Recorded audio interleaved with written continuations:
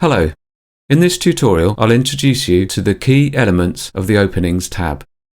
The term Openings in Designbuilder is used to describe openings in the main opaque surfaces, such as internal and external windows, doors, vents, and holes.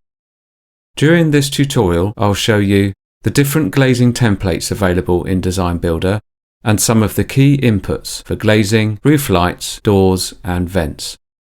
Please note that more detail is provided on openings and shading in the next tutorials.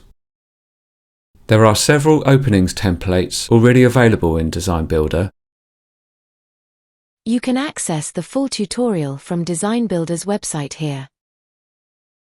This page contains our extensive range of free tutorials, including an introduction to the software and more details on Designbuilder's key capabilities and workflows.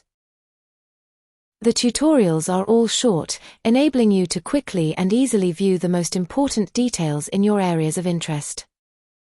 They provide an excellent guide for anyone wanting to evaluate Designbuilder.